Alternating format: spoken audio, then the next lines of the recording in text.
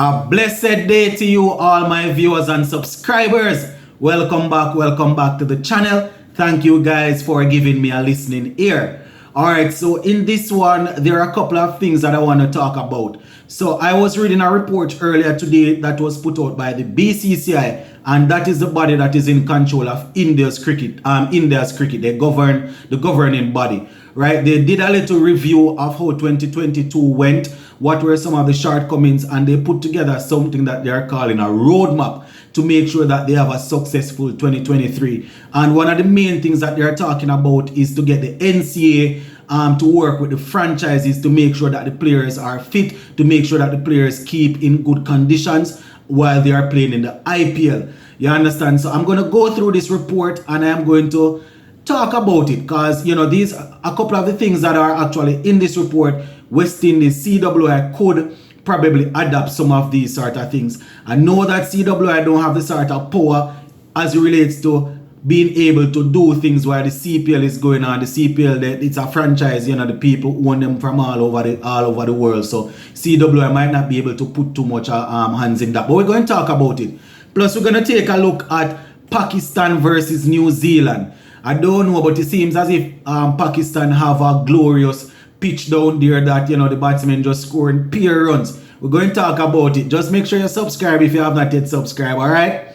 So let us get into the meat of the matter. So as I pull this report up, the first thing they are saying is players' workload needs to be managed properly. The NCA and franchises to work in tandem during the IPL. So the first thing where the NCA is concerned, they have doctors, people, sports people, they study sports medicine, they have physiotherapists, they have fitness coach, fitness conditioners, you know, people who do them sort of things. So the BCCI, they are making sure that they have this body working with the players that while the IPL is going on to make sure that the players are not slacking off. So, you know, that is definitely good when you have a good command or a good control of every sort of thing related to cricket in your country. Then you can pull these sort of strings, right? They have the money, they have the manpower, and they have the control, so they can insert people into the different franchises to make sure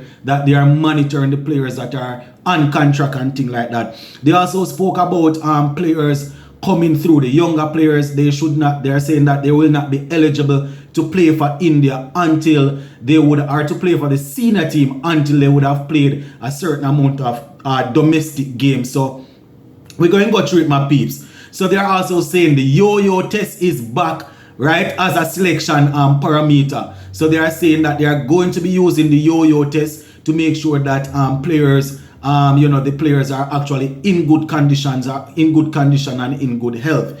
So they are saying the workload of key Indian players, particularly those with a history of injuries, will be monitored during the IPL. So not necessarily everybody. So people like Rohit Sharma, people like KL Rahul, people like Bumrah, you know, these are key guys as it relates to India performing well, especially in white ball cricket. They are going to make sure that they monitor these guys as they go in, as they play in the IPL. And, you know, as I said, they are calling this thing the roadmap to the World Cup, right? So they are trying to get everybody in shape and make sure people are actually getting themselves sorted out. So the review that they had the other day, they had the head coach Royal Dravid, the all-format captain Rohit Sharma, and the BCCI president Mr. Rajib Bini. He was there alongside VVS Lakshman and a couple of other people. They were there. So what they are saying, my viewers and subscribers, is that, you know, too many players were out injured in 2022 when they were supposed to,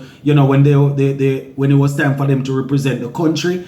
And according to what they are saying, these are because of people not being as physically fit as they should be. So, you know, in the West Indies here, because you know I have to tie it in with West Indies, we have people that believe that once their favorite player can come and hit 1 6 or 2 6s, or once they can come and bowl 1 over 2 overs, that is good enough and they should not worry about getting people into shape. No, this is something that that BCCI they are taking onto. As I said, where CWI is concerned, one of the main issues that Caribbean people have is the fact that we do not know the selection criteria. They will come out and say fitness this, fitness that.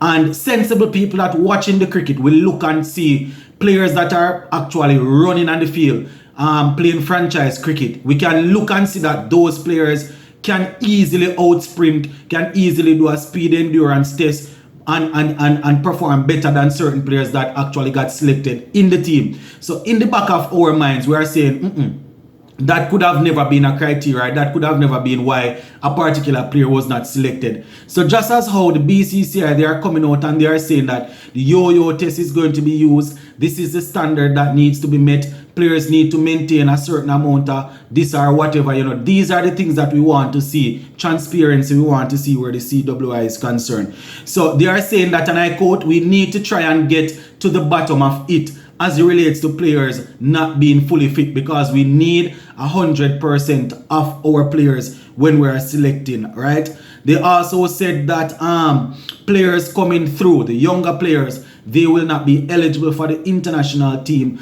until they would have played a couple of domestic games. So even though they might see one or two talented players coming through, they are not going to give them a chance to really step through as yet until they get some games under their belt to develop their fitness. West Indies, we might not be able to do that. If we see players coming through at the under 19 and they play a couple of domestic games and they look good, we might have to fast track them or we might have to use them. The difference is that India, based on the amount of players they have performing at a reasonable good level, they can field 2 or 3 teams at any given time. So apparently they are trying to put their thing together to make sure that they can find an 11 that is the best 11, not only in terms of batting and bowling, but in terms of overall fitness. So, these are a couple of the things that they spoke about in that little thing there.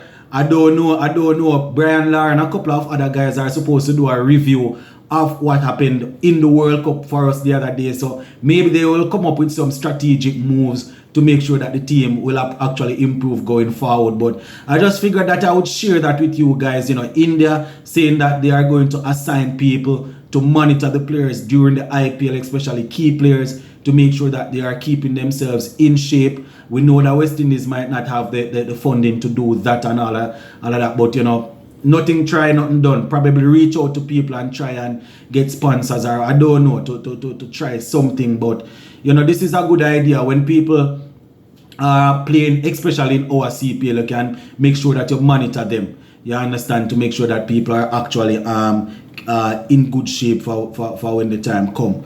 You understand? So just wanted to share that with you guys, just to let you know that West Indies, we are not the only ones that are saying that players need to be fit.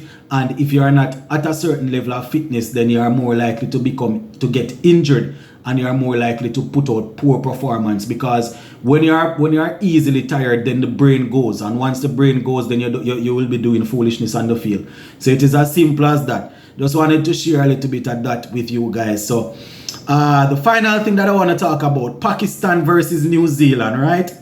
And we see Pakistan versus New Zealand, this test match here at the end of day 1. New Zealand batting first, scoring 309 for 6. And I see quite a few people on Twitter making fun, saying test cricket born in England and is losing its life in Pakistan because of the pitches and all of that. But I would say I would wait until the next team bats to see if it is a pitch problem. But the first game would show us that, boy, it seems as if it's really the pitch. So 309 for 6 New Zealand. We had a couple of centurions. Tom Latham getting 71. Devon Conway. We had one centurion actually. So Tom Latham getting 71. Devon Conway getting 122. We had Kane Williams getting 36. Henry Nichols getting 26. Darren Mitchell 3. And Tom Bundle is on 30 not out. So 309 for 6, my viewers and subscribers. Pakistan and New Zealand doing battle there. And Nasheem Shah, he has taken 2 so far, and Salman has taken 3. So let me know what you think in the comment section. Do you guys think the pitch down there is too flat? Or do you guys think this is just good batting and poor bowling? I actually didn't see the first day's play, so I can't really give any comment like that. It would be unfair. So go and leave it right there. Just let me know in the comment section, my peeps. Big up on yourself.